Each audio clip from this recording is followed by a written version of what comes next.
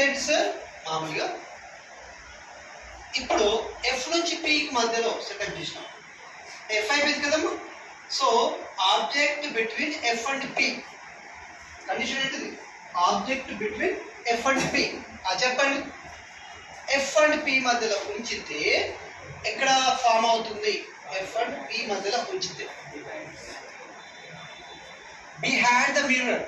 Mirror ఎంత బాగా వెళ్ళిపోతున్నాం అంటే పైకి ఇలా దూరంగా వెళ్ళిపోతుంది. అంటే sir between P F and P మధ్యలో మనం సెటప్ చేస్తే వస్తువుని దాని యొక్క ప్రతిబింబం అనేది మిర్రర్ అద్దానికి దర్పణానికి వెనుక భాగంకి వెళ్ళిపోతుంది.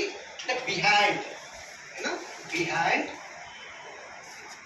Behind the mirror.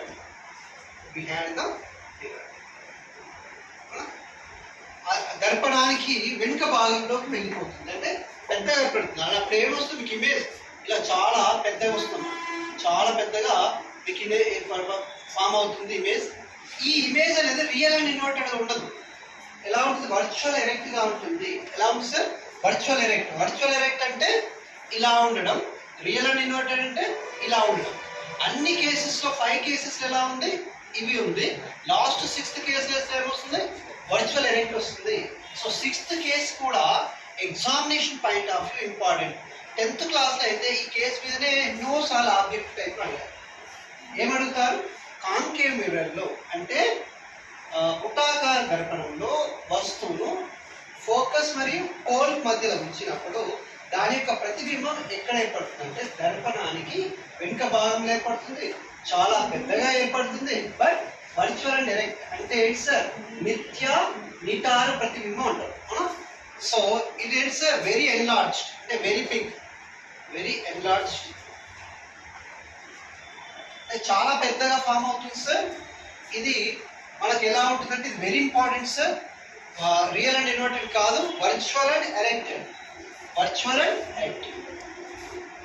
Virtual and erected అంటే ఏంటి సార్? మిథ్య, చూడండి, మిథ్య నిటారు ప్రతిబింబం అంటారు. తెలుగులో ఏమంటారమ్మా? మిథ్య నిటారు ప్రతిబింబం. నిటారు ప్రతిబింబం.